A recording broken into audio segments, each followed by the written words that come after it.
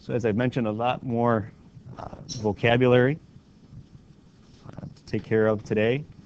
First couple are not all that difficult. After that, there are some that have very small differences, and that's what kind of makes them a little bit more difficult. We see the words qualitative and quantitative. One that you can kind of look up as quality and one quantity. Okay, you could look at it that way. So qualitative data basically consists of attributes, labels, or non-numeric entries. Okay, so we'll talk about that in this next example as to what that is. But it's, it's telling you about what you're tallying, or it gives some kind of label to it. But again, it's non-numeric normally as far as the entries, meaning not a number. And remember, data is just information that is collected.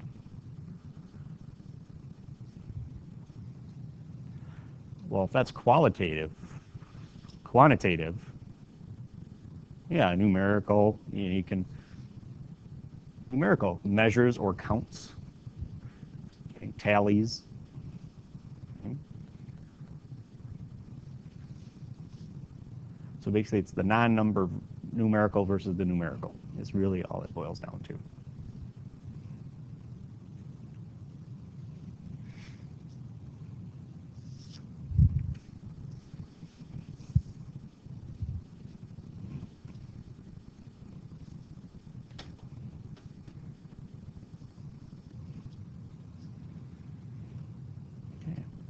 So here we've got populations of some cities in there. So, and I put some extra questions down at the end here. So I kind of changed it up right before I was going to do it. So let's just go to part A down here. Example 1A says identify the contents of each data set. Remember, data set is just the information that you're getting. What kind of data am I getting? The city's populations. Isn't that the data I'm getting? Okay, Baltimore, 702,000. Boston, 547,000. I'm not getting any more data out of here. So yeah, basically just the city population.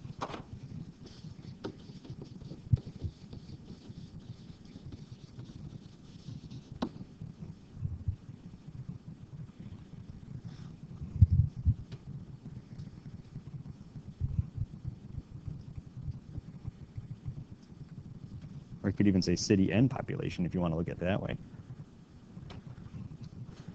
So are there some numerical data information and some non-numerical data information?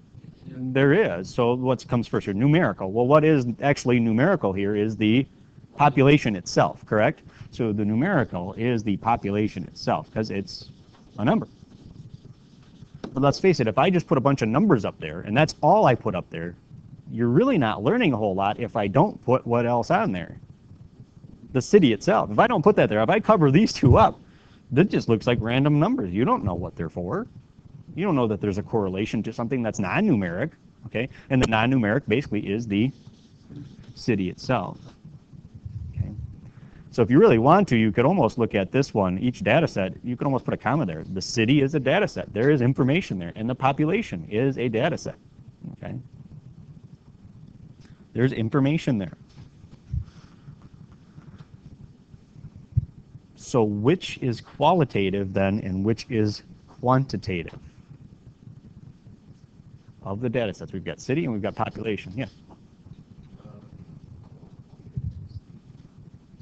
City, very good. So this one is the city, and then quantitative is the population.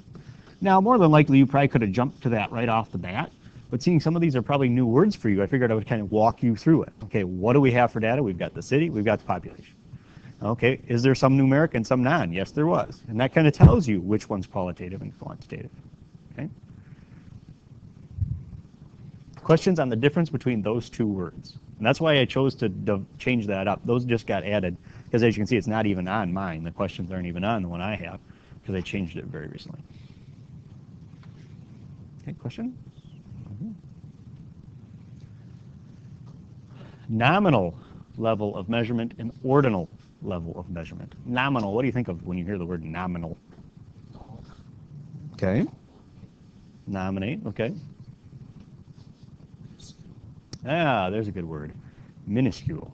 Nominal does kind of normally mean small in some shape, way, or form there.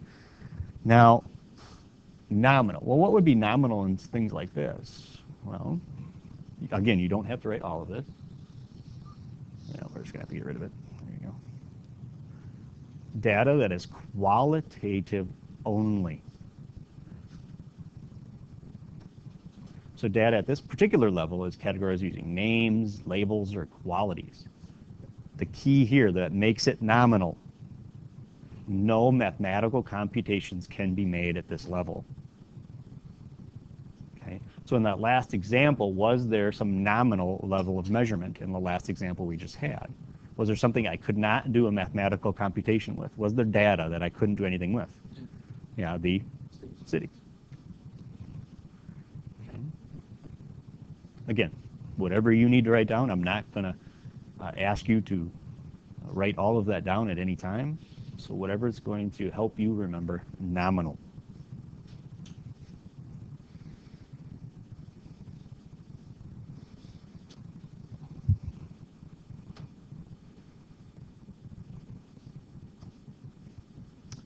This next one I actually saw, it was on Are You Smarter Than a Fifth Grader? They were asked to give the ordinal numbers. It's not very hard, but if you haven't heard that in a while, you have no idea what that means. Well, what word do you kind of see in ordinal? Order. So when you put things in order, you have first, second, third. That's ordinal. That's all that means. Fourth, fifth, okay, that's all that word means. And so basically ordinal, it can actually be both qualitative and quantitative, but it can be arranged in order.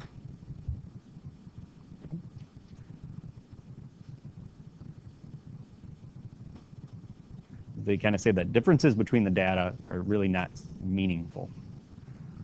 Again, what's that? No, I believe that person actually got that one wrong. I think it was second grade math, I think. And it's just a word, though. It's just vocabulary. Let's face it. You could do first, second, third in second grade. You understood that concept. If you were first in line for lunch or second or third, you understood that concept. But you lose that word. Just like cardinal numbers, you lose that too. I mean, you lose a lot of those little words down there. Look it up. So let's see if you've got these words, and this might be about it. Okay. Is it nominal or ordinal? Final standings for the Northeast Division of the NHL is one of them, and a collection of phone numbers. I'm trying to give you, obviously, some stuff so you understand what these words mean. Okay. As we get further along in this class, some of it's going to fall to the wayside because we're going to be in meat and potatoes. We're going to be, is this a good sample? Is it not? You know, that's what we're going to get to, but we need to understand these concepts. So what do you think? Number one, the final standings. Do you think that's ordinal, or do you think that's nominal? Ordinal. Well, obviously, to those particular teams, it's not nominal. All right, because they kind of want to be first, or second. Obviously, they don't want to be last, whatever that happens to be. I don't know how many teams are in that particular division, but they don't want to be fourth or fifth, And so that would definitely be ordinal because you can put them in order: first, second, third.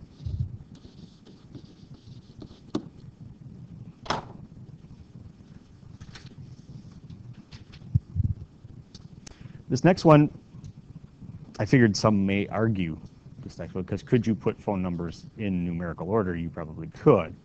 But are they really set as numbers? No, they're a collection or a sequence of numbers. Are you going to sit there and put, if all I gave you were the phone numbers, you're going to sit there and put them in any particular order? No. And then some people say, but in the phone book, they're alphabetical. Yeah, but I'm telling you, I'm just giving you phone numbers. Are you going to write them in any particular order? Are they going to really have, at that point, any meaning? No, that's kind of just I don't even know what should these name, label, or quality. I guess that's just a quality. That's somebody's phone number, but I can't really do a mathematical computation with that either. I'm not going to subtract two phone numbers from each other. I'm not going to say one's twice the other phone number. All right, you see what I mean by mathematical computation? There's nothing there. So that, I would say, is nominal.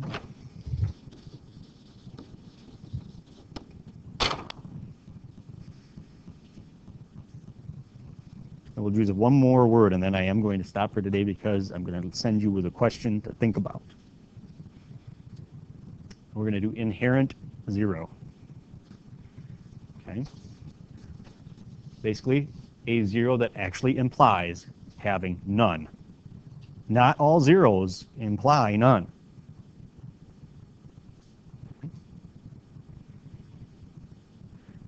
And probably